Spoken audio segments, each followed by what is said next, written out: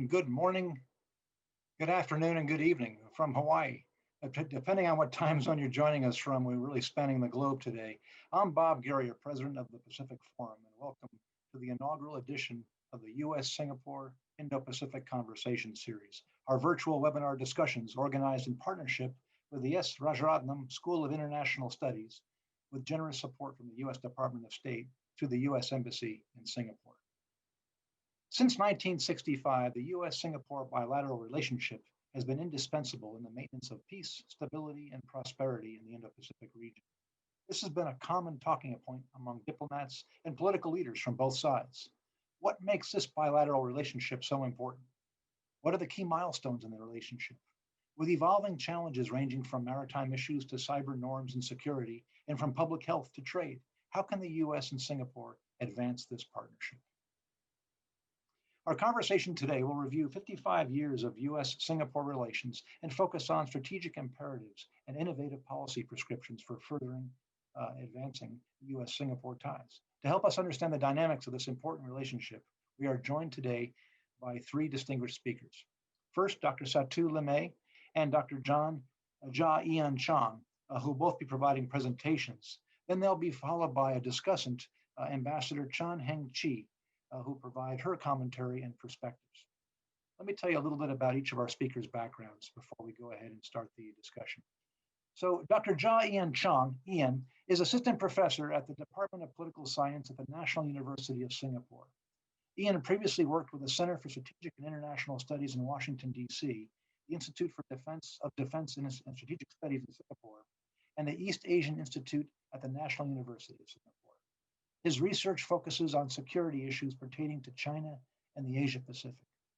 He served as an infantry officer in the Singapore Armed Forces. His publications have appeared in Security Studies, 20th Century China, Journal of East Asian Studies, Asian Affairs, China Review International, and the Institute of Defense and Strategic Studies Working Paper Series. His bachelor's and master's degrees from the School of Foreign Service at Georgetown University, and he received his PhD in politics from Princeton University. Again, Ian, thanks for joining us today. Dr. Satu Limaye is Vice President and Director of the East-West Center in Washington, where he created and now directs the Asia Matters for America initiative. He's the founding editor of the Asia-Pacific Bulletin. He's a senior advisor, China and Indo-Pacific Division at the Center for Naval Analyses, and a senior fellow on Asia History and Policy at the Foreign Policy Institute at the Paul H. Nitz School of International Studies, SAIS. He currently serves on the Korea Economic Institute Advisory Council, the Taiwan Asia Exchange Foundation, and the National Bureau of Asian Research East Asia Study Group. He's a reviewer for leading publishers, journals, and U.S. and international foundations, and he publishes and presents on a range of Indo-Pacific issues. He was a magna cum laude and Phi Beta Kappa graduate of Georgetown University and received his doctorate from Oxford University, where he was a George Marshall Scholar. Satu, again, thanks for joining us today. And last but not least, our discussant, Ambassador Heng Chee, and she's ambassador at large with the Singapore Foreign Ministry.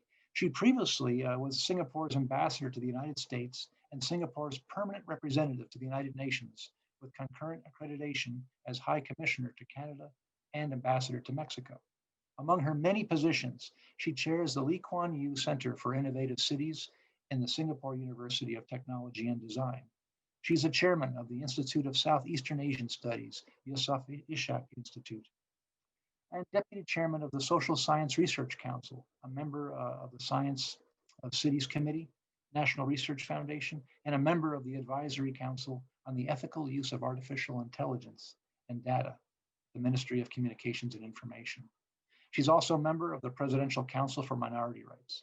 She was elected the global co-chair of the Asia Society in December 2017 and is a council member of the Asia Society Policy Institute. Ambassador, thank you for joining us today. With no further ado, I think it's time to move on and talk about a couple of ground rules, and then we'll get to our speakers. So first, this session will be recorded. All remarks, including those during the question and answer period, are on the record. Also, please note that the views expressed by the speakers, the discussant, and myself as moderator do not necessarily reflect the views and official positions of the U.S. Department of State, the U.S. Embassy in Singapore, or the United States government. The views and opinions expressed in this webinar also do not necessarily reflect the positions of the Pacific Forum or of each of the speakers' home institutions. Finally, we are also live, not just through the Zoom platform, but also on Facebook. Just please be mindful of these points.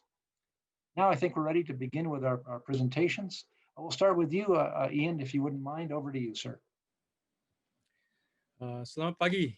Good morning to everybody. Thank you very much to the Pacific Forum, RSIS, the U.S. Department of State, and also the U.S. Embassy in Singapore for this invitation. I'd like to just reiterate again before I begin that my comments are fully my own. So what I'll do is to give a quick rundown of what I see as the sort of baseline for Singapore-US relations and talk about some of the challenges that we have ahead of us in this relationship. To begin, I guess what I do have to say is that Singapore, since independence and even before, has been a longtime beneficiary of the liberal international order that the US had put into place after the Second World War. So a lot of Singapore's prosperity, wealth, and growth has been predicated on free trade, having clearer rules that constrain major powers, that allow small actors like Singapore to have more of a platform. So that's clearly been important, and it remains important, right? So the US remains Singapore's largest investor. It is Singapore's largest trading partner in terms of services. It is Singapore's third largest trading partner in terms of goods. And of course, Singapore has very robust security, military, intelligence cooperation with the United States. And generally speaking, Singapore sees the US presence and continued presence in Asia as stabilizing, as something that promotes cooperation and promotes stability. So that's been the case for a while. But I think in the past decade or so, this sort of view has come under a little bit of strain, a little bit of challenge. And that sort of challenge, I think, is evident in this debate in Singapore about whether Singapore needs to choose sides between the US and China when it wants to do so. This debate, this discussion, would not even come about, in the 90s and before, if the picture was that the US presence was less questioned, right? And this questioning, I would argue, comes not only from the rising position of China, the rising prominence of China in Asia, but also some of the United States' own decisions and own moves. So in particular, countries in the region, Singapore included, have been generally, they've benefited from the US presence, but they've also been a bit wary about US commitment. There's always sort of questioning over whether there's Asia skipping on the part of the US. You've seen this in the George W. Bush administration. And also, questions of, US staying power, whether US is interested in Asia. All this, of course, comes to a head under what I would call the Trump interregnum. So with President Trump's coming to office in January 2017, of course, one of the first things that he did was to withdraw the United States from the TPP. Now, the TPP had been something that the Singapore administration at the time had really pushed for. It saw this sort of greater openness, this greater economic integration as the way forward, as the way of the future. And it was a big disappointment, I think, to see the US withdraw from that. And subsequently, the sort of more unilateral approach under the Trump administration. We've seen unilateralism from the United States before, but I think under the Trump administration, this has gone to new heights. Also, the Trump administration's willingness to question the long-standing institutions, the long-standing multilateral fora that have been the sort of foundation for cooperation in the region and in the world. So I think that has been very concerning to many in Singapore. It's not surprising, right? Because we benefited from the more open system before.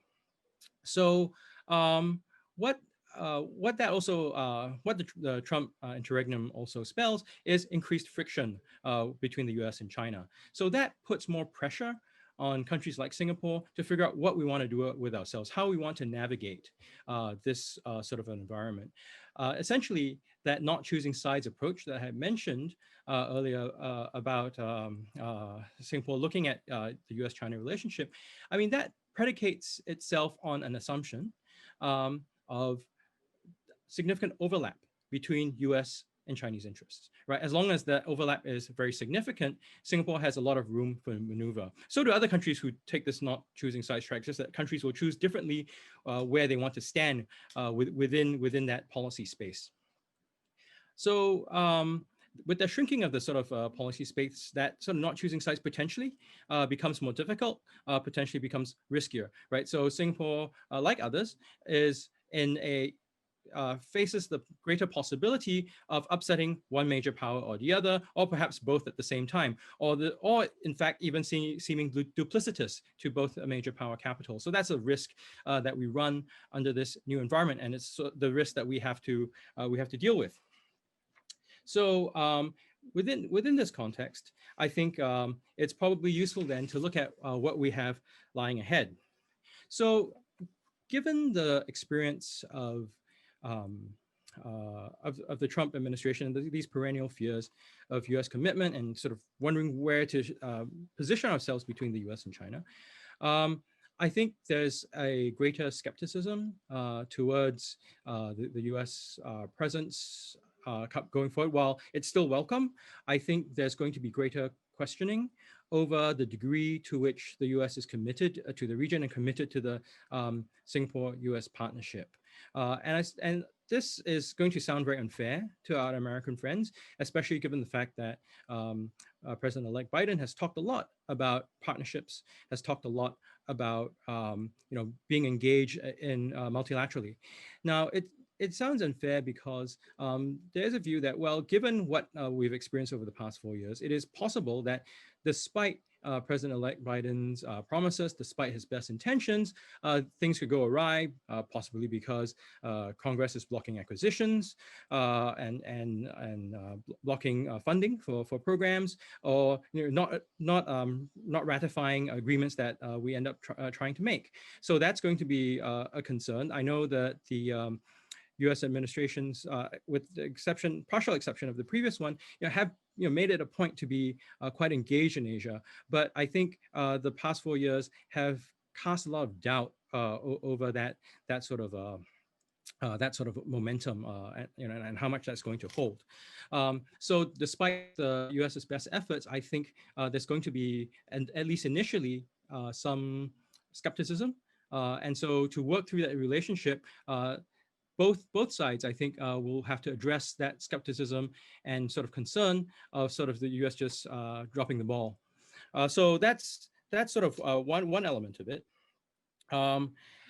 Another is that I think it's probably going to be a fact of life that we will be seeing more pressure from our Chinese friends as they seek to position themselves vis-a-vis the United States.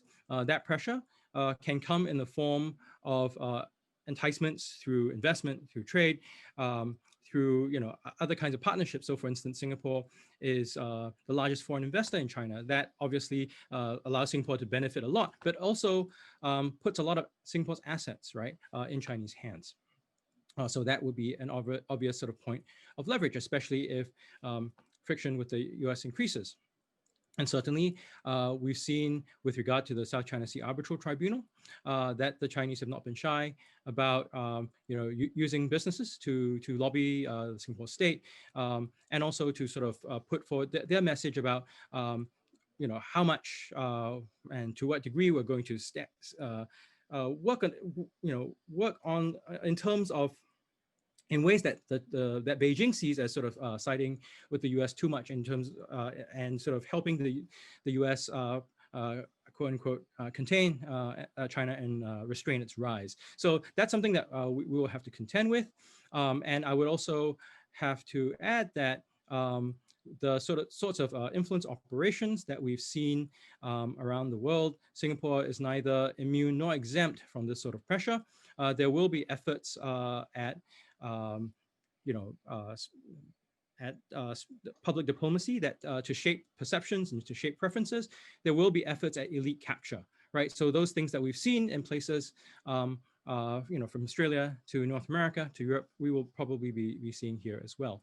In addition, I would add that the sort of the more direct pressure, I would not leave that out of the off the table. So what we're seeing Australia and before Canada experience, and also Korea before that, with that sort of overt economic type of pressure, I don't think Singapore is immune to that either. We've seen a little hint of this sort of pressure, right, with the detention of the Singapore armored vehicles in Hong Kong in 2016. So the Chinese, true to form, they've never sort of come outright and say, well, this is direct punishment. But there's I think significant enough sort of educated guessing that is likely a sending of signals. So that could potentially affect the way that Singapore relates with the United States. And I would add to that another area that that Singapore would probably that would affect Singapore's relations with the United States, and it's worth considering, is this issue of leadership transition in Singapore.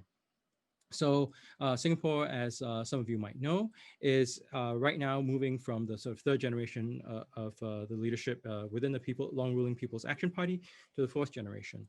In Singapore, there is a little bit of concern publicly, not among the public, less so among the elites, about the ability of the fourth generation leadership. They have yet to prove themselves. They may sort of surprise everyone to show how great they are, but I mean, that still remains in the future and unknown. And why this is of concern to the US-Singapore relationship is that with these leaders, many of them do have significant experience working with or having gone training in the United States. But I would add that they may have a very different set of views about the world than their predecessors. They may be facing different kinds of pressures. So the sorts of efforts at influence, at elite capture, will work differently on this group of people than the previous groups. I mean, this is I don't know for a fact what will happen, but I'm saying that these are the pressures that Singapore will have to deal with as we try to formulate our relationship with the United States going forward. So let me just end here because I'm hoping just to give people some thoughts to play with, and I'm happy to engage more in the discussion. All right, thank you very much. Thank you very much, Ian. Over to you now, Satu. Well, good day to everyone. Good greetings from Washington, D.C., where it's Sunday evening, just after 9 p.m. I'm delighted to join Bob Guerra and my friends at Pacific Forum, and I thank RSIS and the U.S. Embassy, Singapore, and Department of State as well. And of course, always a pleasure to share a platform with the legendary Singaporean ambassador to the U.S., Chee. So Ian, you got us off to a fine start. So let me build a little bit on some of the comments, because I think we overlap in some areas. So what's my sort of assessment of where the US-Singapore relationship is? First, I want to emphasize that on this 55th anniversary of this partnership, it's significant not just bilaterally, that is to say to each country and the benefits that accrue from that relationship, but really it's fundamentally a partnership that benefits the Indo-Pacific region, the international system. Ian referred to the liberal international order, and institutions as well. And indeed, even outside the Indo-Pacific, like the Horn of Africa. So in a way, my assessment is that the US-Singapore partnership at 55 is not only a great gift and partnership for the two countries, but for the region and beyond, the international system, where we work together in so many places. And therefore, in some sense, I would underline that the US-Singapore partnership is a public good. The second point I'd make is that, on a per capita population and per square mile basis, the US has no thicker or wide-ranging partnership anywhere in the world. I think we can lose sight of that. Singapore is a relatively small country in terms of population and obviously territory. But if you look at the thickness of the relationships, it's really quite astounding in terms of trade, investment, security partnerships, the number of exercises, the engagements that we do, in the region and beyond, et cetera. We can go into great details about that. I think many of you who are joining this call will know many of the facts and the details of this partnership. The third point I make is, in some respects, the US-Singapore relationship is something unique. Singapore is sort of lone among Southeast Asian states, not the only, but pretty out in front in publicly and persistently supporting US military presence in concrete and visible ways. And it's been quite consistent and on a steady upward incline since the 2005 strategic partnership. And the second point I'd make in this context is that Singapore has acted repeatedly to weight the regional power equilibrium towards the US. And that's a conscious choice, that's a deliberate choice, it's a policy choice. And it did so in the early 1990s after the change in our alliance with the Philippines. It did so in 2005 with the Strategic Partnership Framework Agreement. It did so with the Enhanced Agreement in 2015. And it did so again in 2019 when it extended many of those arrangements, created new ones with us, and also extended the timeline for the partnership. There are, of course, some ways in which Singapore fits a pattern. The partnership fits a pattern that's, evident in other relationships in the region. That is to say, as Ian alluded to, I think Singapore seeks a managed competition between the US and China, not an acute one, and certainly not a confrontational or conflictual one. There have been concerns expressed in Singapore that at times the US was insufficiently engaged in addressing assertive China. Recently, it's been concerned, as Ian alluded to, about perhaps over doing it in terms of addressing China, and ongoing concern about what the US will do as China's role in power rises. And a second area in which, in some sense, the partnership shares attributes with other partnerships in the region is that there is, as Ian highlighted, certain concerns about US credibility, capacity, unpredictability, and unilateralism. I think these are not particularly deep in Singapore as they might be elsewhere, but it would be, I think, fair to say that these are occasionally voiced and must be taken as concerns on the part of our Singaporean partners. On the US side, it's really quite extraordinary that the US-Singapore partner is viewed very broadly and in very high percentage terms across the US government, across the analytical community, as an asset for US foreign policy. It is a rather uncontroversial relationship. That cannot be said of all relationships with US partners and allies. And so I think the Singaporean relationship is something maybe not unique, but certainly an important aspect of it is that there is very little controversy about having this relationship, and it's seen very much as a must-hold relationship. As I said, the final point I'd make on this front about baselines is that there are a few other relationships, but not many that are quite as balanced as this one, across commerce, across security, across people-to-people ties, across engagement in regional institutions and international ones. So this balance gives a number of ballasts to the relationship. It doesn't rest on security. It doesn't rest just on commerce. It's fairly well balanced across different elements or attributes of the relationship. And I think that's important and gives it a certain sustainability as well. As I said, I don't want to go through all the factual details. There's many of them. We can talk about all the ways in which the US and Singapore, people would be sometimes are surprised that I think Singapore commanded Task Force CTF 151 counter-piracy operations in the Horn of Africa 6 times. Maybe it was 7, but in any case, the details are less important here than to think that Singapore, this relatively small country, with excellent skills, excellent trained naval officers and others, are participating outside the region with a number of other countries in a US-led initiative. What are the 5 issues that I would flag as challenges for the relationship? First, obviously the hardening US-China rivalry, combined, I think, with a modest commercial and definitely technology decoupling between the US and China, pose a number of unique and particular sets of management issues for the US-Singapore relationship, given the location, given the nature of the reliance on the international system, etc. The second is America's own debates about an emerging foreign policy centered on the American middle class as President Biden gets set to take office. I think this will, and Ian alluded a bit to it in terms of where the US is going, what direction it will take, how much progress it can make. The third is, of course, more assertive and capable China, economically, diplomatically, and militarily. I think this is a big challenge for the partnership, certainly a challenge for Singapore itself. The fourth is that the intra-Asian economic integration, for all the talk about it, is still quite, is not self-sustaining without the US and the EU, and certainly going to be much more problematic in an international system that doesn't promote that integration. And security relations between intra-Asia partners and countries is even less developed than economic integration.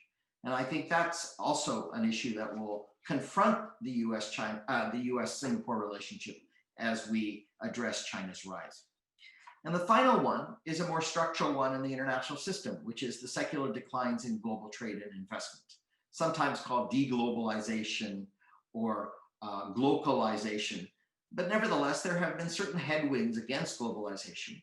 And given Singapore's high reliance on trade as a share of GDP, its reliance on international rules and institutions to keep its economy active and robust, I think these headwinds against globalization are also something that should be managed in the relationship.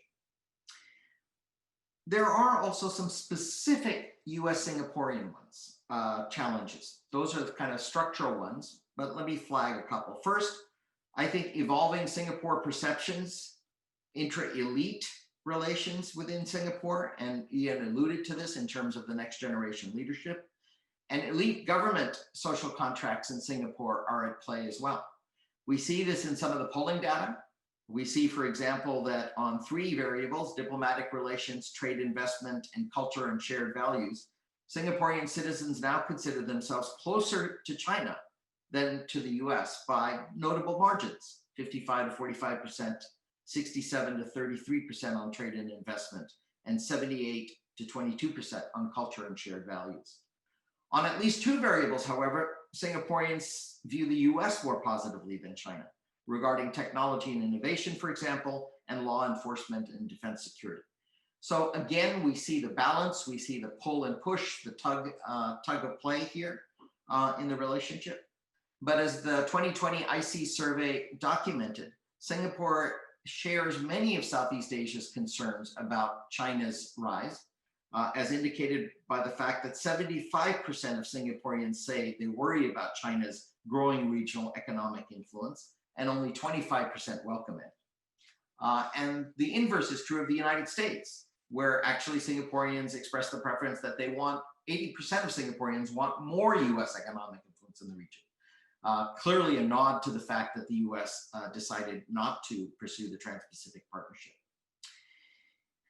And 92% of Singaporeans worry about China's political and security influence. And 74% of Singaporeans want more US political and strategic influence. So as you can see, there's a mix, there's a push and pull. There are emerging and evolving citizenship views of the region, of the US, of China. And this will affect intra-elite relations, it will affect elite citizen relations, and then inevitably affect US-Singaporean relations.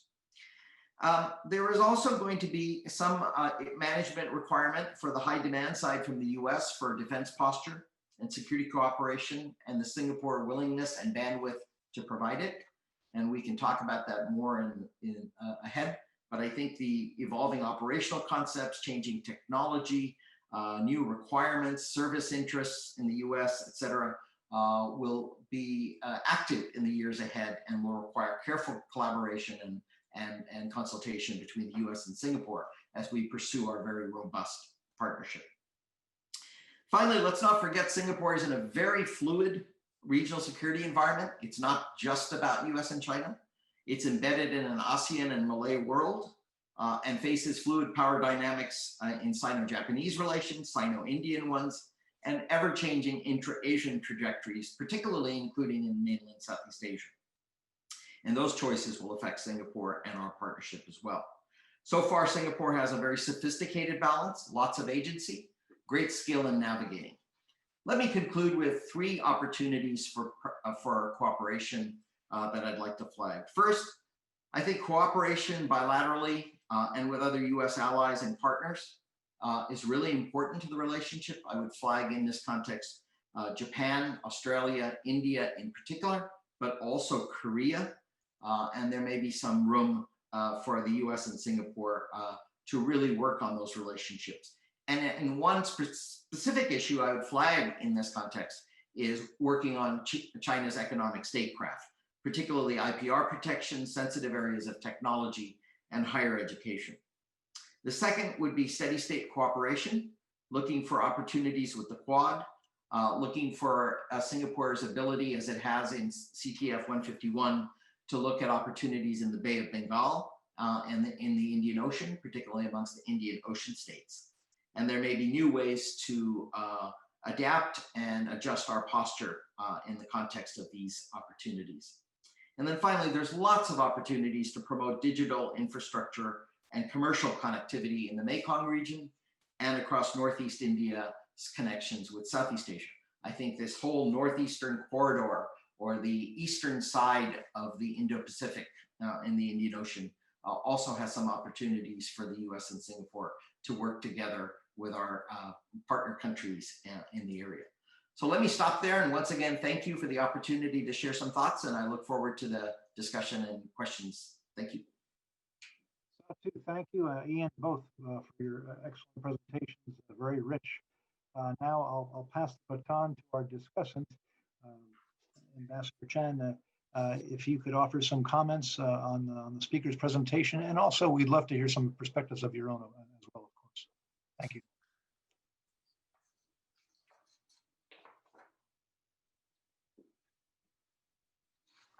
And I think you need to unmute, if you would, yourself. Thank you. Perfect. Right. Thank you very much, Robert. Well, let me first thank the 2 speakers for their excellent, sharp and perceptive remarks. It's been very hard on me because I had no, forewarning of what they were going to say. And so I've been listening very assiduously, taking down notes so that I can respond in the appropriate manner, because indeed, as you say, Robert, we've given 2 very rich servings of analysis. So let me begin by saying that really congratulations, Yen, and congratulations, Satu.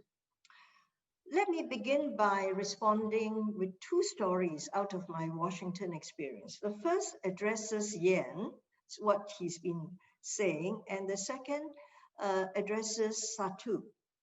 When I was in the United States as ambassador to Washington, I was frequently asked by some countries, new ambassadors who would, it is a custom to call on ambassadors who are there, senior ambassadors, or just ambassadors who's been operating on the scene for a while. And a few of them would come and say to me, because they are in the same problem, how does Singapore manage the US relationship and the China relationship at the same time? You've managed to be friends with both, and my country is in exactly the same kind of problem, and we get pressures from both sides. And my answer was always, how do we manage? With difficulty.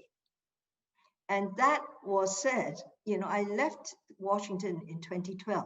So I already felt the difficulties that we had even earlier. It's not just in the last few years. So that's my story for you, Yan. You are absolutely right. The pressures are going to be there. And you brought up very many points, which I will address later. For Satu, I will tell you of a very apt story that Mike Green from CSIS once said to me in a seminar that was based on US Singapore. And Mike said, you know, Ambassador, Singapore for the United States plays the role of a pilot, bringing a ship into the harbor. You are there to say, come in, come in, come in.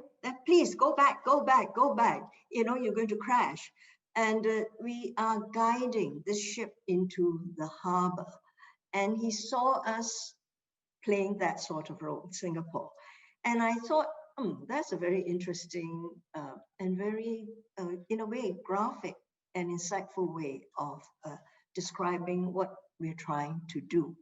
And I hope that sort of gives you a sense, Satu, because you've laid out also in a very sensitive and granular way the sort of problems that Singapore encounters, the sort of objectives we try to achieve, and so on. All right, so 2 stories first. Now let me go to some thoughts about the US-Singapore relationship and where it will be going. I do not disagree with anything that has been said by Yen or Satu.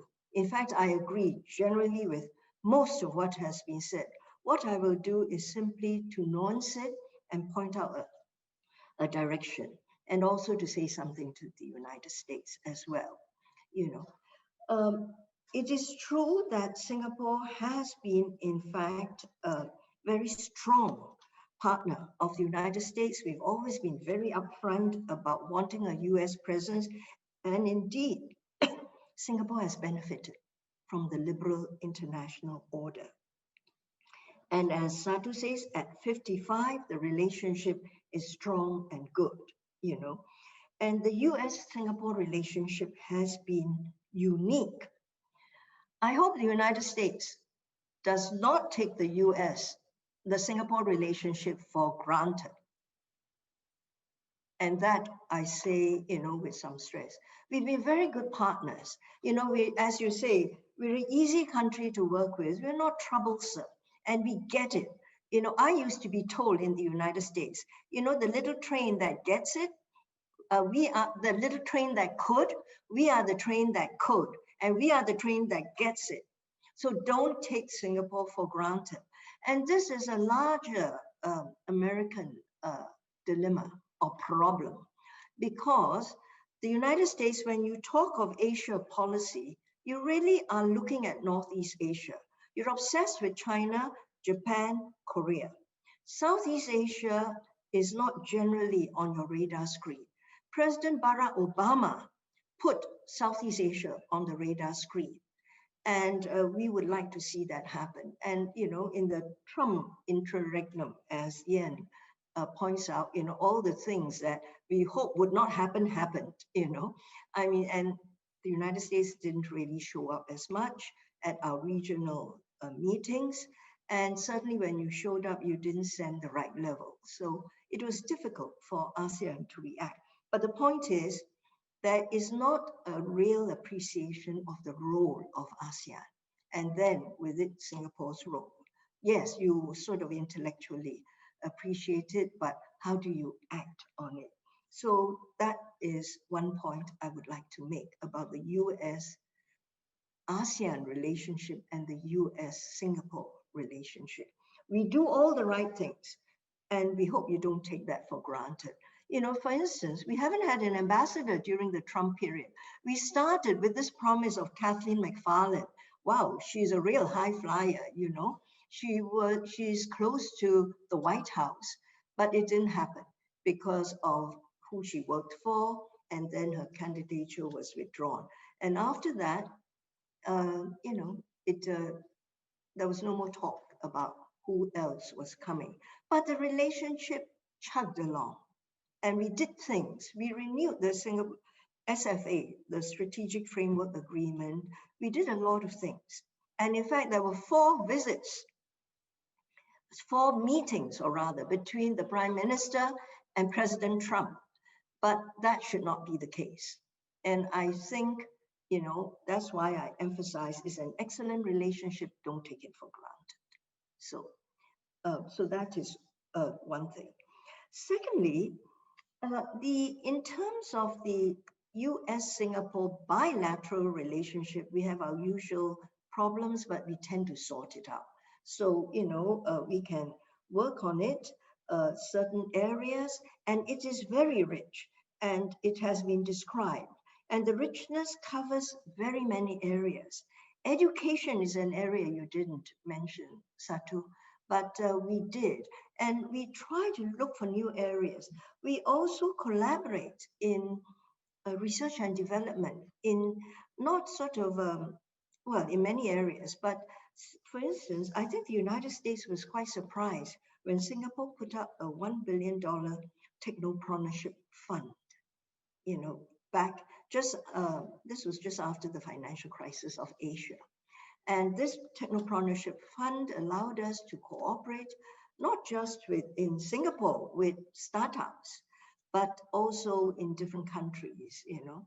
And certainly we went to Silicon Valley, and many of our startups the people who are active in the Singapore startup scene had dipped, you know, their feet in Silicon Valley. They had worked with many of the big tech firms in Silicon Valley, and they came back to Singapore and did the startups.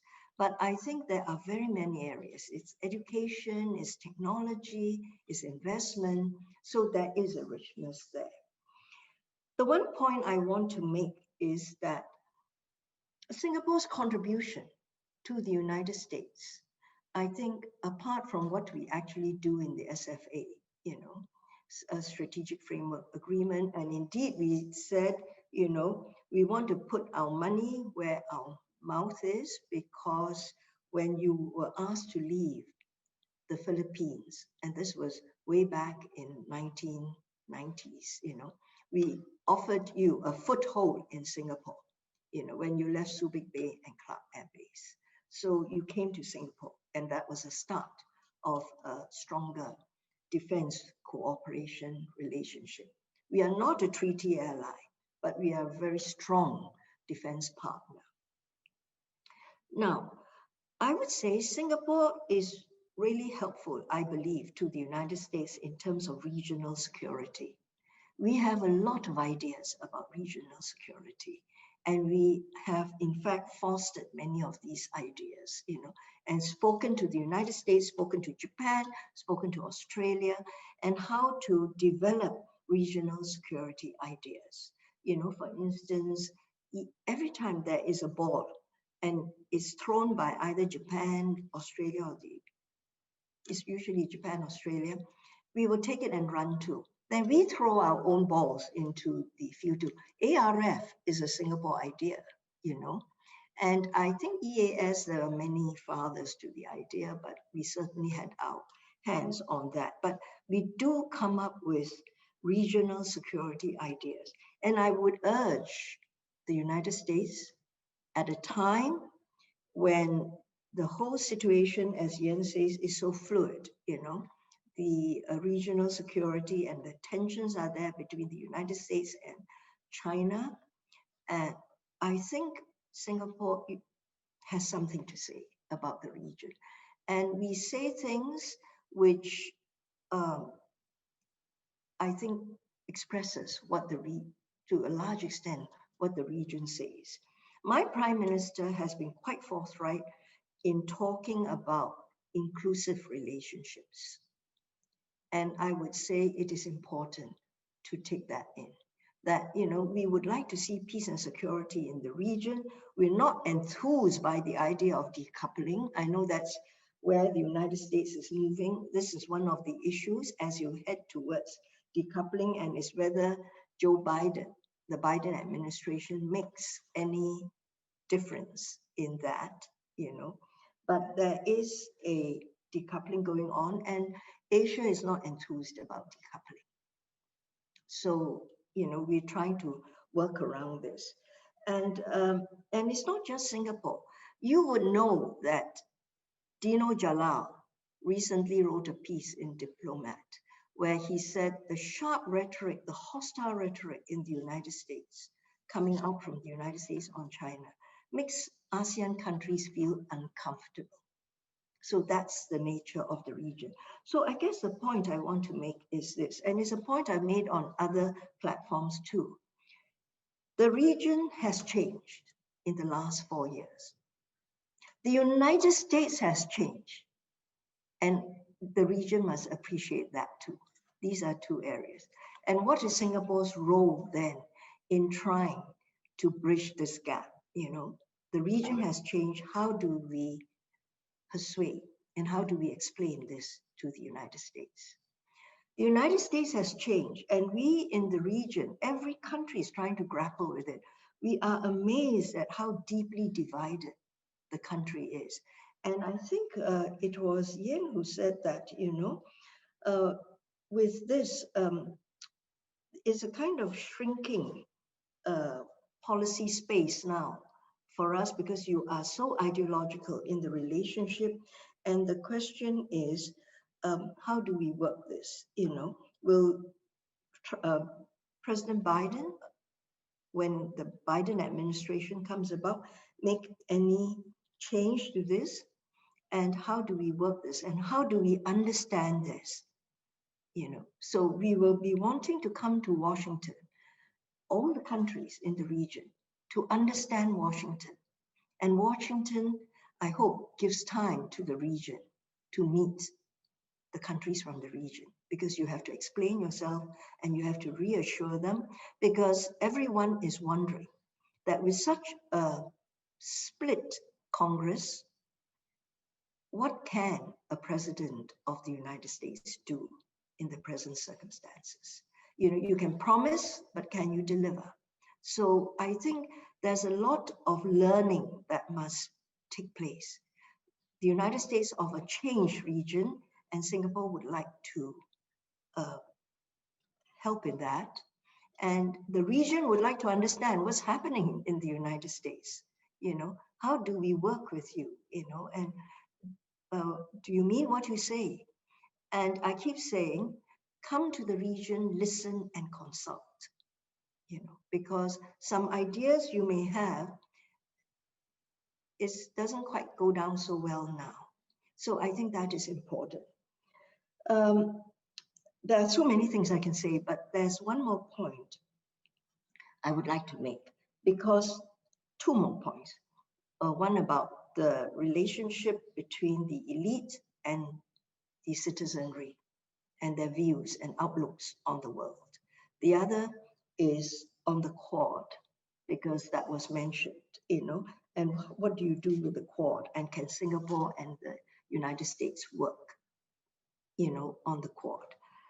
My own sense is that the Quad is not an idea that it is there, it is good, but what is the Quad really? I don't think anybody is really clear. Now, during the Trump period, President Trump's administration, and it's still his administration right now, the Quad became more and more spoke the rhetoric of the Cold War. And the last Quad meeting in Tokyo was, you know, really came out without any joint communique nor a joint statement, because there was not any agreement. I think people came with different views. The Japanese spokesman said, you know, the Quad is not about the containment of any country, you know, and Australia wants it to be inclusive. You know, this is Australia, in spite of their problems with China, or because of, I don't know. But certainly they speak a more, they're not, I think the confrontational aspects. They would like to deal with China, to balance China, to really persuade China to go on a rules-based international order. But the sharp confrontation, nobody is comfortable with. And I would say that is even so of India. And I must say, I was quite surprised that on December 11th, the Indian spokesman, now by December 11th, they know who's going to be the next president of the United States, okay?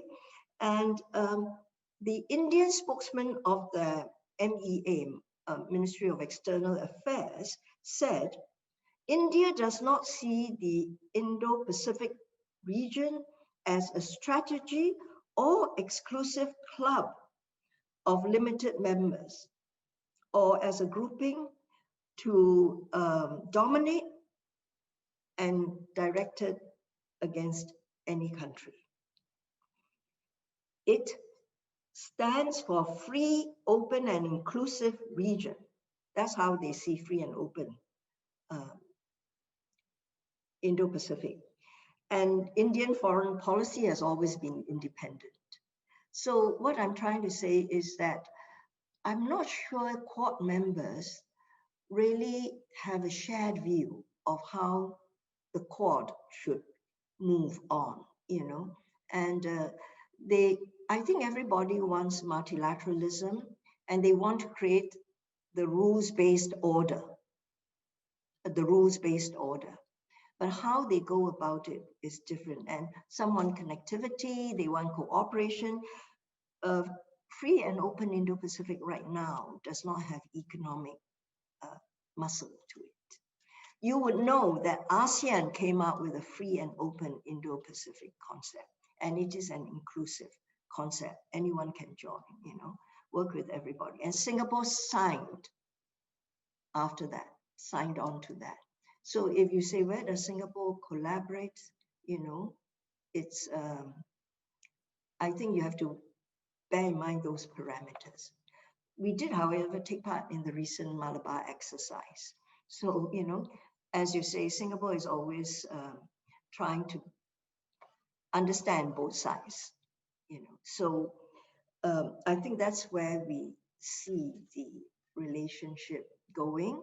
We value the US presence in the region, and we've certainly prospered and grown with it, you know, and we see a place for the US in the region. And Singapore really believes in a multipolar order. And I've said before, it's an asymmetrical multipolar order. Not every pole is equal, but it's a multipolar order, and it is here. And the sort of bipolar, we don't want a bipolar situation, and the unipolar moment is past for the United States. It is now multipolar, and small states like multipolarity because it allows us room to move. And the polls right now, as I see it in our region, it is still the US as the leading poll.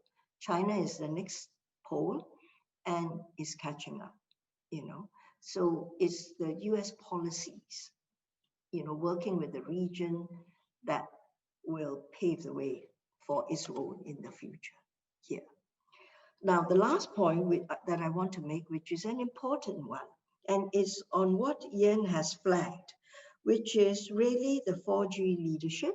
And in fact, Satu, you have also highlighted with a lot of data on what citizens in Singapore think and feel.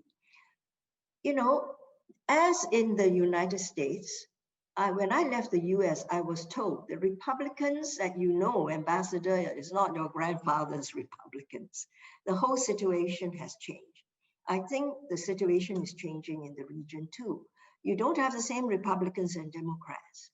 And so the region sees things differently too, and things have passed. And both speakers have highlighted that the United States has raised a lot of questions about whether it is a reluctant global leader or the global leader that we once thought of it as. And because of that, countries are hedging and people think differently. And so the Singapore population have their views too. Many are educated in the United States, you know. Many do business in China. They do business in the region. So it's going to be a much more complicated situation, shall we say. And so my point to the United States would be this. In the past, the United States never thought Singapore had politics. You know, why can't you do this? The leader says, you know, I'm going to support you, fine, no problems. But, you know, we do have politics, you know. And certainly on your politics concerning the Middle East, we do have a strong Malay minority. You know, it's 15% of the population. And we live in a region that is a Malay Muslim archipelago, you know. So I think, I hope the United States is aware that when we work with you, that it's not always without politics. And if the leadership in Singapore manage to take a position, it is not without difficulty sometimes. So these are just some of the changes that have been happening. And the fourth generation leadership will have to work with this more than the first generation or second generation or third generation, because the situation is getting just far more complicated. I think I'll stop here. Ambassador, thank you very much for very insightful feedback from both of the speakers, and also your especially informed perspectives as well. This takes us now to the question and answer period, and we've got several folks joining us today. We've got over 100 participants total. But let me just run through the procedures for questions. You should see some Q&A instructions on your screen at some point, but let me just run through them. To ask a question and/or to comment, please use the raise hand function located on the participants tab at the bottom of your Zoom screen. Wait to be called and unmuted by a Pacific Forum staff member before speaking. And let me just reemphasize that please state your name, your position, and affiliation before commenting or asking questions. Alternatively, you can also post your question and type it in on the Q&A tab. But if you're going to use the Q&A tab, again, please identify yourself, state your name and your affiliation, your organization that you're affiliated with. And it's really important to include that on the Q&A type in question tab. Well, let's go ahead while we're waiting for raised hands to come up. Actually, I've already got two coming in. Let me go ahead. I'll start over with James Kelly. Sir, you have the first question. You have the floor. Hi, James. Ambassador Chan. Hi. I think my mute is finally speaking. Well, we couldn't have a more rich presentation than this.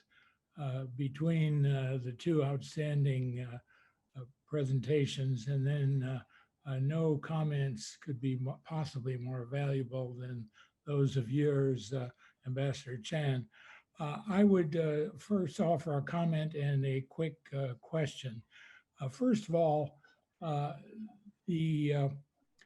my comment would be that the Biden administration is appointing very able people, and that I think that they very much intend to rejuvenate our alliances and our partnerships, particularly in East Asia, but that is a high labor-intensive effort, and that it's going to take a while. But I think that the people who we've seen so far are good listeners, and that will be a key element. My question is that recently under CSIS, Ambassador Armitage and Professor Joe Nye have done a new report on Japan that really tries to argue that Japan is, along with everyone else in Asia, is changing, and that Japan has particularly changed. And I thought that is primarily about the US-Japan relationship, but it very much affects all of the relations with ASEAN and others. And whether any of the presenters agree that Japan is presenting a different face to the region and to the world than it did perhaps 4 or 5 years ago. Thank you. Let's go ahead, Ambassador, if you'd like to comment first, and then we can go to Ian and then Satu in that order. Over to you for as much as you'd like to respond. Sure. Thank you very much, Jim, and it's wonderful to hear your voice, and I hope one day we'll be able to travel and we'll meet each other again. Now, I fully agree with you that the Biden team is full of very able people, and the region is quite enthusiastic on to see what may come. And we hope they will work with the region. And I'm pitching in this way, hoping they will hear and make sure we are on the radar screen, you know. On Japan and the US-Japan relationship, is Japan changing? I think a few years ago with Prime Minister Shinzo Abe, he tried to move Japan to be a more activist Japan. And Japan was activist. And Japan did take up the baton when they were concerned that President Trump with America First was not as interested in the region.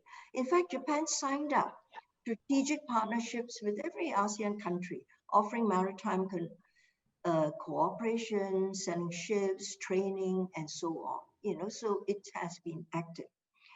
The question is, post Abe, what is going to happen? But even as Prime Minister Abe was active, and he really persuaded President Trump to take up the Indo-Pacific idea, and he sold the idea to Modi, also Prime Minister Modi. You know, so.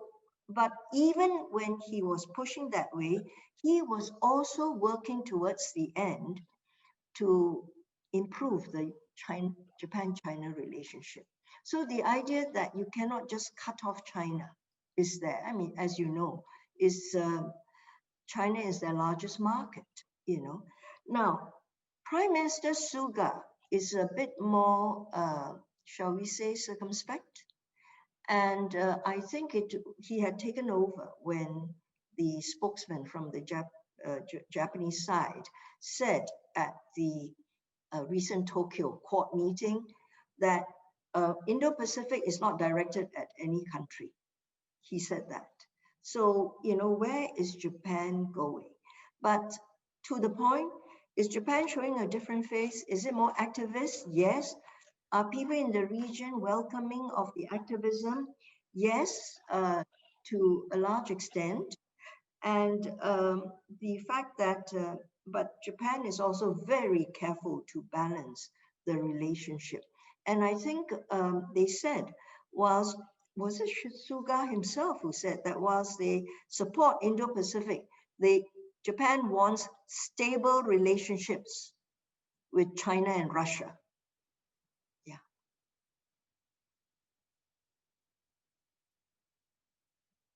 Thanks. Over to Ian, please. Sure.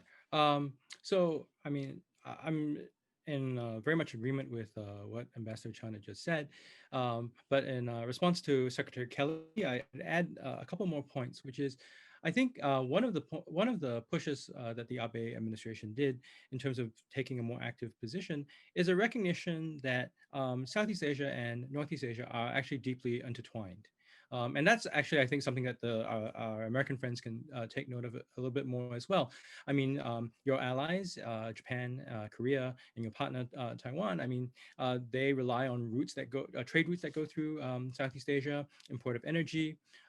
So that's also not surprising, right, that Southeast Asia can easily then become a site of contention with a more activist China, a China that is more assertive.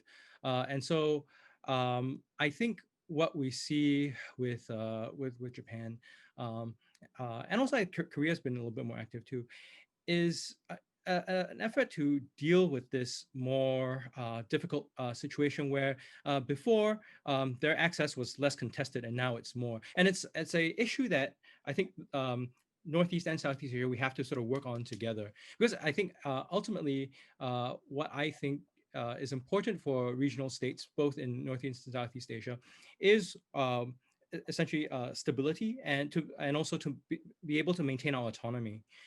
So, you know, pushing too much on either side is probably going to be less welcome. And so conditions that undermine those two, I think, very important planks of our policy approaches is going to be of concern. And I have to admit too that, you know, this is not all the United States. China has changed as well.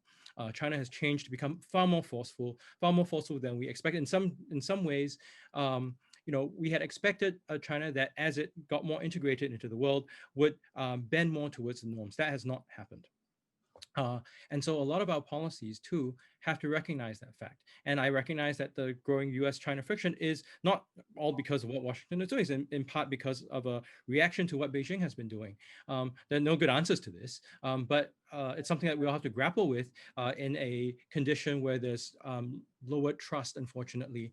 And just as a quick point to add on to Ambassador Chan is, I mean, I think the Middle East policies and all that, it's not so much that I think necessarily the Muslim Malay minority here are a problem. It's just that long-standing U.S. policies in the region have reverberations, and those reverberations are global. Europe feels them as well. So it's something that we probably need to approach as a sort of global type of issue. Together to try to work this thing out. It's never been easy, but it's not going to become any easier going forward, I fear.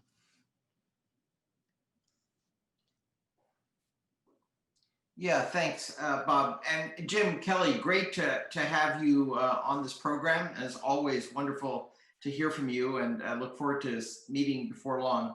Look, I think you're absolutely right. The Biden administration has already beginning to put in place a great team, and I think they will put a high priority on getting ambassadors out and a representation out at meetings when conditions permit, in person, as in the meantime virtual. I think that'll be a big priority. On Japan, let me just differ, if I might, in nuance a little bit with my colleagues here.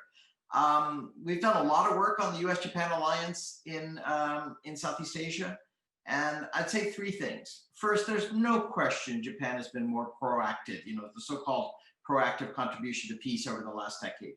And that's essentially for two reasons. One is to help the U.S. out, and the second is to, of course, pursue Japan's own interests: commercial, security, bilateral, diplomatic, hedging China, however you want to frame it. I would say that we're about to enter a period when Japan is going to be heavily taxed in its region. And you can see that in the decline in relations with China, with Russia, and with South Korea. So the fact is, Japan can walk and chew gum. It's perfectly capable, has very able diplomats, it's third largest economy in the world, has a lot of capability, a lot of skill, a lot of support. I would just flag that the public opinion polls I cited, 70% of Southeast Asians trust and believe Japan will do the right thing. And so all of that is good, but I think I foresee, my own assessment is Japan is going to be heavily taxed in Northeast Asia in managing its immediate neighborhood. Of course, it will remain engaged in Southeast Asia. I think Japan will be heavily taxed in managing the US-Japan partnership as transitions occur, both Prime Minister Abe to Mr. Suga and from Mr. Trump to Mr. Biden. And third, I think Japan has to have, more than almost any other country, major country in the world, an international system of rules and institutions and norms that works and that privileges its ability to stay connected globally to the EU, to Latin America, to Africa, et cetera. And I think that's going to be a heavy tax on Japan as well, because they're going to have to work very hard, whether it's WTO reform or new standard setting or new international regulations regarding digital trade. You can pick the number of topics. So I'm not suggesting at all Japan will retreat from Southeast Asia. In fact, I think it'll be very robustly active, as it has been for a decade or more. I mean, this last week, Japan signed an agreement with Mozambique. So that whole Indo-Pacific, East African littoral will be there. But my prediction is that in the next 2, 3, 4 years, Japan is going to be heavily taxed with Northeast Asia, the United States, and managing its role in the liberal international system. Thank you. Thanks for that, Satu, Ian, and Ambassador. We've got several raised hands, which is terrific. Let me go ahead and collect a couple of these. I'm going to go to Ankush Weigel and then Blake Herzinger. If you, in succession, please state your affiliation, please. Blake, over to you. Excuse me, Ankush. Yes, thank you. Are you able to hear me? Yes, fine. Yes, thank you. Thanks to all the panelists and the moderator as well. My name is Ankush. I'm a Singaporean graduate student from the Lee Kuan Yew School of Public Policy, interested in international relations in general. So my question is related to the concept of the Indo-Pacific. So last year we had the US Department of Defense strategy report. We had the ASEAN outlook on the Indo-Pacific. So I just wanted to ask, what are the sort of do the panelists perceive that the Indo-Pacific concept might sort of engender sort of changes or developments in the US-Singapore maritime defense vertical in terms of either bilateral exercises or even multilateral or minilateral exercises? Because I think recently there was a sort of eyebrow-raising comment by the US Navy Secretary of perhaps even raising a new fleet in the region. So I just wanted to get the panelists' take on whether they think this will actually create some new changes or whether it's more of the same going forward. Thank you. Thanks, Kush. And then we're going to go ahead, before you answer, let's go ahead and we'll collect a few of these so we can get a lot of interaction. Blake, if we could get your affiliation and your question, please. Absolutely. Thanks all. My name is Blake Herzinger. I'm a civilian consultant for Booz Allen Hamilton here in Singapore and a proud RSIS grad and former young leader of Pacific Forum. I'm old now, apparently. So Dr. Chong mentioned the Terex incident, but I wanted to ask if any of the panelists have any ideas for ways that the US and Singapore could work productively in some kind of trilateral framework, or even maybe as a bilateral with the US as a silent partner with Taiwan, or whether they think that the geopolitical climate of today has precluded that kind of cooperation. Thanks so much. And let's go ahead and Ian, I'll pass it over to you first. If you could choose to comment on either of those, and then we'll go to Satu and then the ambassador on either of those two. So Ian, go ahead. Sure. Let me quickly get to the Indo-Pacific. I think I agree that the Indo-Pacific approach that the US or strategy that the US has can be better articulated. Because I think what the ASEAN statements on the Indo-Pacific have done is really they're really efforts to try to find our position within that broader strategy. But I have to also admit that it's quite difficult for ASEAN because ASEAN today too has changed. It's not the ASEAN of before. It's far more divided. Getting to some sort of modicum of agreement, the lowest common denominator, has been much more trying than previously was the case. So I mean, in part, this is because of the way ASEAN was designed. It's designed to slow things down so people talk instead of, go to arms. But by the same token, asking ASEAN to have initiative, especially to have initiative when it's more divided, it's going to be quite difficult. So ASEAN centrality and those kinds of issues, the risk there is to be central over things that are inconsequential, which is my fear. So going beyond that in terms of trying to work on the Indo-Pacific, I think U.S. Singapore maritime cooperation happens regardless of the Indo-Pacific. We have really excellent Navy to Navy ties, and those are things that I think can be built on because we have shared interests in having freedom of navigation and freedom of access to the seas. But the problem there, of course, is to try to do it in a way that emphasizes sufficient restraint on major powers. And that also applies to China, right? Because China, like other major powers, don't like restraint. And what that means too is that when Singapore tries to work with both powers, we would like to speak to both sides, but there's a real risk for us as well that we end up looking like we're playing both sides. And that's a difficulty we have to deal with. You have to look at the exact case, but it's not particularly easy. And when we look at greater maritime cooperation with the US in this kind of a situation, the concern is whether there will be blowback from China and how to manage that. In terms of Taiwan, Singapore does have excellent unofficial relations with Taiwan. And I think personally, it's something that is valuable.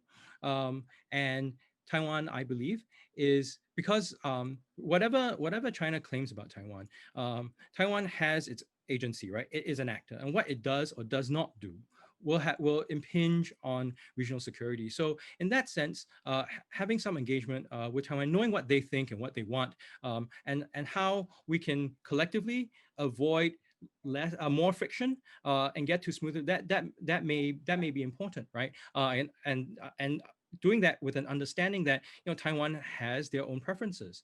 I think the sort of thinking that Taiwan can be written away is actually quite risky because that leaves a black hole in the range of policies that we look at. So sure, more engagement on a sort of unofficial basis. I'm certainly open to that, but of course I don't speak for any with any authority. That's just me. Yeah. Yeah, thanks, Bob. And thanks for the questions. Look, on the Indo-Pacific, there's really three things I'd say. First, this concept has evolved from the 2001 Quadrennial Defense Review. I urge you to go back. It was released, the public version, on September 10th, 2001, 19 years ago. And it creates a concept then called the East Asian Littoral, running, and I quote, running from the Sea of Japan to the Bay of Bengal. So that brought us in connection to the Indian and Pacific Oceans. So it recognized the fact that India was emerging as a player. The second thing that this whole Indo-Pacific concept did is talk about the maritime continuity between the Indian and Pacific Oceans. And the third thing I think it speaks to is the economic integration, because all of these concepts came up in the last 25 years at the period of great globalization where there were connections. I would just caution that now we're all talking about everything changing. The US is changing, ASEAN is changing, the region is changing. Okay, well, let's talk about some of that change, right? One thing is India is not an RCEP, and India is nowhere near CPTPP and TPP. So one question to ask is integration and supply chains going to run all the way to South Asia, and particularly India? And if so, how? Because we're entering a period when there are headwinds against globalization, some resilience and nationalization of supply chains domestically. So what does that mean? So I don't know the answer. I'm raising a question where we might question this issue of the assumptions that we had for 25 years that this would be seamless. On the maritime, I don't think it's going to change. I think the first and second island chains and the notion of the numbered fleet that that was referred to are part of the calculus that we may need to think, and some Chinese documents publicly talk about a fourth and fifth island chain that runs into the Indian Ocean. So I think the notion of maritime continuity is now real. I mean, we have to think strategically in those maritime terms. So I don't think that's going to change. As for India's role in Asia, I think India's role in Asia is here to stay. It may not be a huge role. It may not be a fundamental role. It may not be the same role as China, US, Japan, Korea, and others, but it's there to stay. It's not going to go away. You can see it in the data set on trade and investment with or without the RCEP, and certainly on the diplomatic and strategic side. On Blake's question about trilateral, I would just remind our viewers that Taiwan has a new southbound policy, and it's a fairly robust policy. Funded about $250 million. And it does seek avenues. I let Singaporeans speak for their own relationship with Taiwan. It's not for me to say, but clearly some very sensitive and deep ties have been ongoing. Singaporeans have agency and are very skillful diplomats and navigators of the regional environment, as Ambassador Chee has proven time and again. And so they know what is going on in Taipei. They have their own contacts in Taipei. And I think there are some concrete things that can be done on public health. I think on some relationships relating to human capital development. These are non-controversial areas. They don't require a formal diplomatic recognition. And I, for one, would think that there are avenues that we could work with a number of Southeast Asian partners and Taiwan in these areas, as defined by the new southbound policy of Taiwan itself. So let me leave it there. Thank you. Right. Indo-Pacific strategy and the Indo-Pacific concept, it is evolving. And, even with the President-designate Biden, he's already speaking of the Indo-Pacific in different terms. Initially, I was drawn to the fact by Malcolm Cook from ISEAS, who wrote a piece who said that he scrutinized the Democratic Manifesto before the National Convention, and found that the word Indo-Pacific was missing. It wasn't used at all. And if you look at Joe Biden's articles in the Foreign Affairs on the Biden foreign policy prior to the election, I don't believe you would see the word Indo-Pacific. Certainly it's not up there. And so I wondered whether, to be un-Trump, the Biden administration would drop the free and open Indo-Pacific. Now it seems he's not, because look, France has come up with the Indo-Pacific strategy.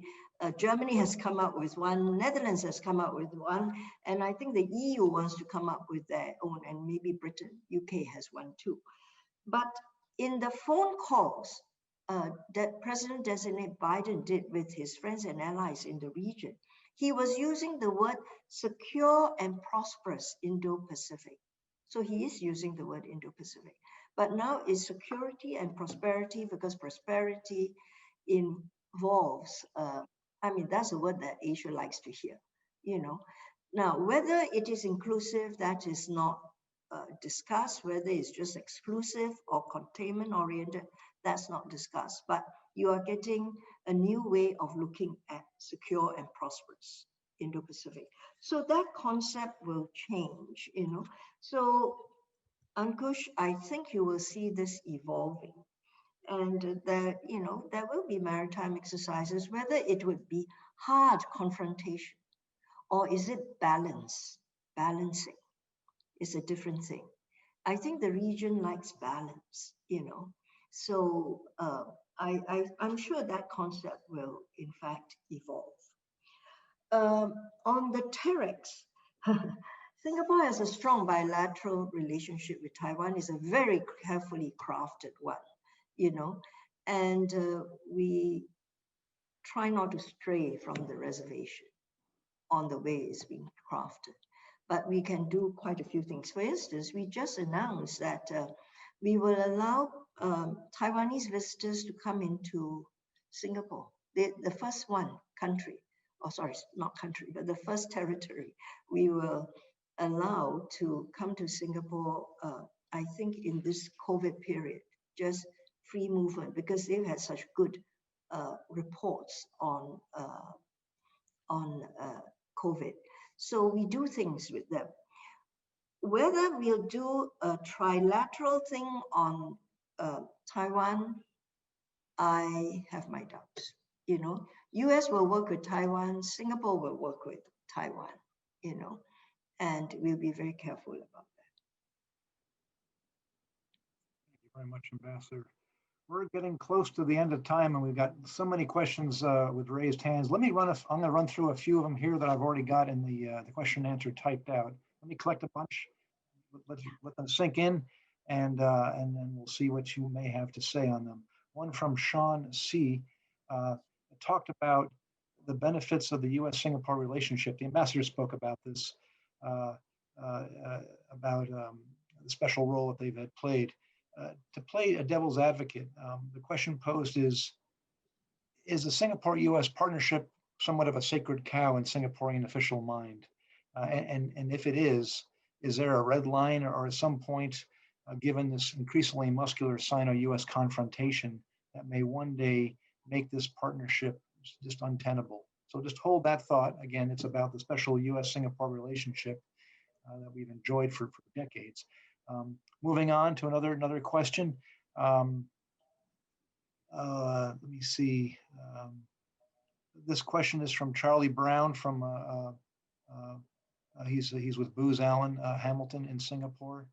And his question, after an initial period of policy setting, what could we expect from the new U.S. administration, perhaps to announce at upcoming big events in the region, such as the World Economic Forum in Singapore in May, or from SecDef at an upcoming Shangri-La dialogue in June, any special ASEAN-US summit that might be scheduled perhaps? Again, your thoughts on that. So that's the second question. I'm going to pick one more. And this question is from Bernard Gordon. And this question is about decoupling. And some of you have already talked about this. And many in the US, you know, there's a fair amount of consensus about this. Are there any thoughts from any of the discussant or the presenters to make the case for why decoupling would not be a good idea for the United States, why that would not be the wisest. So I'll just go with those three. Satu, I'm going to pitch it to you first and give Ian and the ambassador a little bit more time. Any responses on those three questions? Yeah, sure. I brought up decoupling, so let me start with that at the tail end. Look, I think there are two hands clapping here. It's not just the U.S., Bernie, as you well know. This Chinese concept of dual circulation is at play as well. China also wants to move up the value chain internally, wants to be less reliant and more resilient on supply chains itself, and clearly has its own interests. If you look at the Peterson Institute for International Economics data on decoupling, it's pretty clear that decoupling is not happening very fast. You can look at the financial sector, you can look at the capital account, you can look at T-bills and government held securities, you can look at, and I would just urge folks who are interested, I presume many of you are joining because you're interested, very good piece by former Treasury Secretary Heng in the Wall Street Journal a couple of days ago on the nature of the US-China relationship and what it would mean to cut it out of the capital markets, et cetera. So you can draw your own conclusions. Now, there is one place I do think that decoupling will occur. And I might just show my hand and say where I think it's reasonable for it to occur. And that's high technology protection. High technology protection that implicates security and defense sector issues is likely to be controlled very tightly. I think there's bipartisan support for that. I'm not a technologist. I'm not going to pretend to know what those technologies are, but you can imagine supercomputing, AI, next generation materials, plastics and what have you, and composites and stuff. It's inevitable. I mean, I just think it's unrealistic to suggest there wouldn't be decoupling in both the precursors and the actual materials. And I think that's a perfectly reasonable way to go given the relationship. But as I said, in many, many other areas, production, et cetera, capital markets, et cetera, I don't see that happening quickly. I see people still maintaining a presence in China, including private sector companies. And again, I would urge you to look at the Peterson Institute data and Hank Paulson's arguments on this. And I would just suggest that there's a very good program by the National Committee on U.S.-China Relations with 5 U.S. governors, including 2 who were our ambassadors to China. And they talked about the relationship's importance at local levels across the United States, whether that be Chinese students or local jobs or investment or trade and what have you. So I'll leave the decoupling issue there from what I've said. On the new administration, I don't have any specific insights. I don't have any magic ball or special connections or anything. Look, I think the administration has made it very clear, and I would just flag 3 things. 1, we're going to build back better and not do any major trade stuff until we get our house in order and our leverage in play. Those are statements made by the president in introducing his new U.S. trade representative, Ms. Tai. I mean, this matter of public record. He said he would try to devise a foreign economic policy that speaks to the middle class. And I think I take the president-elect at his word that those are going to be priorities. So I don't think you're going to see a huge trade announcement in 3 months until the Build Back Better and the pandemic and the vaccine and the support for American citizens because of job loss and homes foreclosure and what have you because of the current cycle is dealt with. And those are going to be, and I think, perfectly reasonable and proper priorities for our elected government. I mean, that seems perfectly sensible. In due course, might there be, there's all kinds of speculation. I don't have a clue whether we'll come back to CPTP. My own guess, since you have to show your hand and not just kick it down the road, I think it's very difficult to come back to TPP anytime soon. I just do. And I think if that's the threshold that Asia is looking at, they're making a mistake, because there's lots of areas that we can do good, solid work: digital, technology, economic statecraft, tightening investment regulations, looking at sensitive areas of higher education, R&D. There's so many areas before we get to the big enchilada of TPP. And on the benefits of sacred cow versus taken for granted, I'll let my Singaporean friends, Chan and Chee and Ian, decide whether a Singaporean views the U.S. relationship as a sacred cow. That's What for them. happened? Kicking it down the road. Yeah, that's for that. I'm kicking that one down the road. I will say from the U.S. point of view, we do not take it for granted, addressing Heng Chee's point earlier. As I said, it is an uncontroversial and highly important partnership for the United States. I can think of very few leaders across Asia or elsewhere on whom books are written in the US where we read the tea leaves of the statements from folks in Singapore. You have an incredible diplomatic service, and we consider this a non-controversial and must-hold partnership. Thank you so much, Satu. Since we're really at the end of our time, I'll give it now over to you, Ian, to respond as you desire to any of those, and also an opportunity to make a couple of just closing remarks, and then I'll pass it to the ambassador, and we'll wrap this up. So again, thanks, Satu. Over to you, Ian. Okay. All right. So in response to the questions, I think, I think it's hard to say anything in particular is a sacred cow. But I think for Singapore to want to jettison the very robust relationship with the US, it'll take a lot, right? It'll take either the US deciding it wants nothing more to do with Asia, in which case we don't have a choice, or if the US policy in Asia becomes sort of unilaterally confrontational for no particular good reason, which I think is highly unlikely, and in a way that could potentially entrap Singapore in kinds of issues that it doesn't want to get entrapped in. But I think that is highly unlikely. So in terms of big events, so personally, I'm not a fan of big events. I think what's more important is to get the sort of institutional stuff right.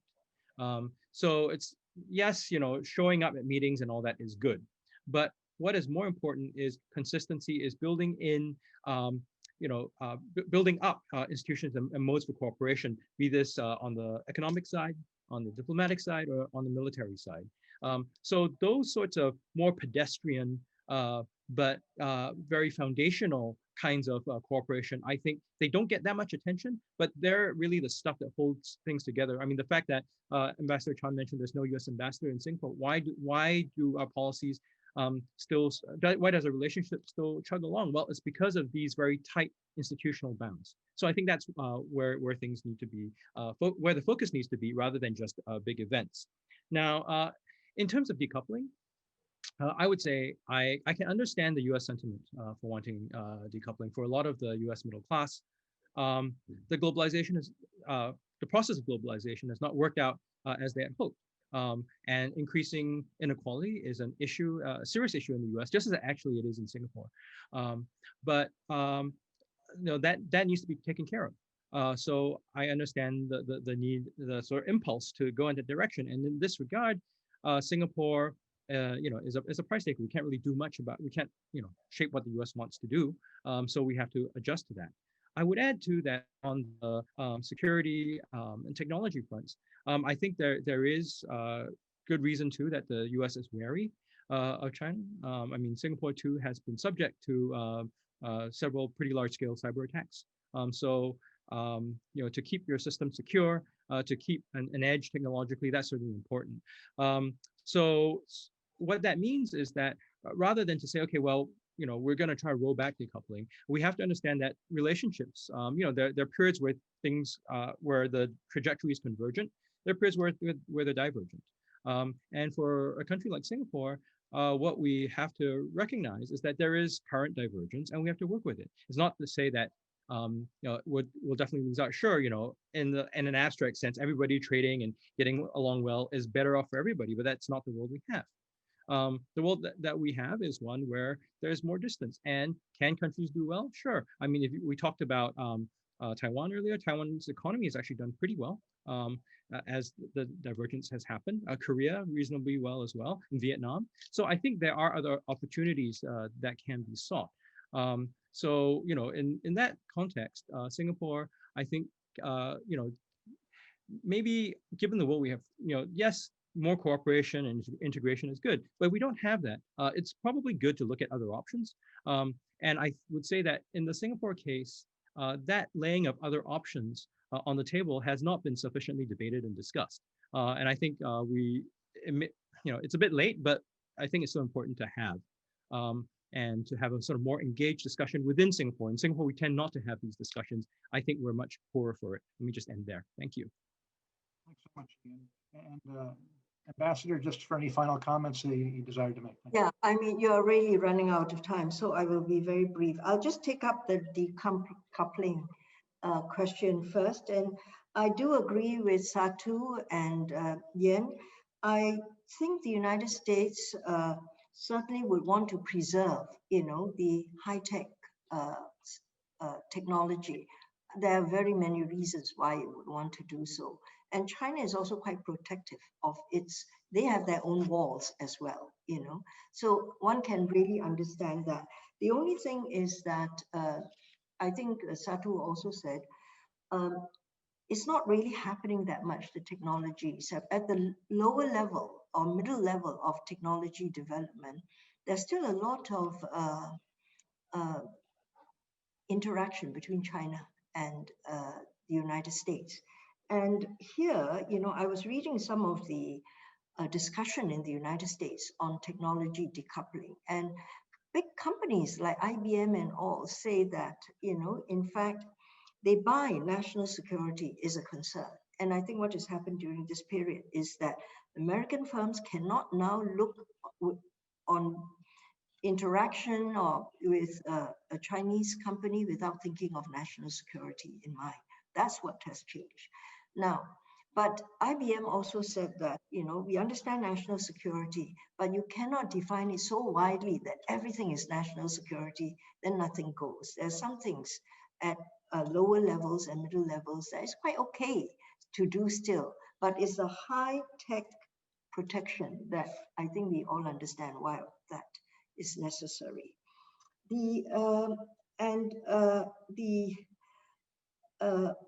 Let me go then to the red line, whether there's a red line. We have a very robust relationship. Is it a sacred cow? Many people find this a very dear relationship and hold it close. But if we had a red line, we would not say this to anybody. Why? We saw what happens. You pronounce a red line in Syria and you don't keep to it, boy, it doesn't work. So, and by the way, red lines can change too, with the changing circumstances. So you will never hear Singapore talking about a red line, but we keep saying, don't make us choose, don't make us choose, so that's quite clear. To the second question, which Charlie Brown brought up, which is, what can we expect of US announcements? Yen gave a very good answer, these big events, big things that you do, people come to expect some things, Biden will come in and all he has to do is smile. And I think that would do a lot. But I think people would want to hear the US is back. It will participate in meetings. And yes, we would like to hear some words about trade, though we know it is very hard for President Biden in his new administration to lift trade in the first year in a very major way. But little things like digital DEAs, the digital economy agreements, can you do partial things, And I'm sure you will do climate change. And if climate change comes with, it's about engagement, you see. It's climate change and you come up with assistance. The countries in ASEAN are very concerned about climate change because their economies have been really battered by the extreme weather. So climate change, assistance, moving at them to some new space, that would be welcome. And I think we would like to see that. We would like to see the US-ASEAN summit, the bilateral summit, restored. And we were going to hold it, but we didn't manage it, in 2020. So 2021, can we have one? And the US should come around for Shangri-La and be at the EAS and at the, APEC And yes, that would be most welcome. Thank you very much, Ambassador. And my thanks, my deep thanks on behalf of Pacific Forum to all three distinguished speakers for some terrific insights and I think a very rich back and forth. I just have two quick announcements and we'll wrap it up. And my apologies for going a little bit over, but please stay tuned for the second edition of this U.S.-Singapore Indo-Pacific Conversation Series. It'll be scheduled in January. And the second session is going to explore maritime security in Asia and what it means for the U.S.-Singapore partnership. That's the first announcement. The second one is we, Pacific Forum, are concurrently hosting a U.S.-Singapore cyber and tech security virtual series. That's also with support from the U.S. Embassy in Singapore. It's going to be a mix of open and closed door sessions to discuss some of the most pressing issues related to cyberspace and technology and to improve existing cooperation between U.S. and Singapore. Now, we held our first session on that series on November 17th. The next one's going to be this coming week here on Wednesday, December 17th at 3 p.m. U.S., Thursday, December 18th at 9 a.m. in Singapore time. And again, that topic's going to be Indo-Pacific perspectives on the application of international law and norms in cyberspace. If you're interested in joining us for, again, another great exchange, you can find additional information on our homepage and just go ahead and click the links. You'll see them on there. Thanks everyone for joining us today. I really appreciate your time, Ambassador, Satu, Ian, really great presentations. Thanks a bunch. Good night, everyone. Thank you so much. Bye. Be well. Bye. See you sometime, all of you. I hope so. Look forward. Yeah.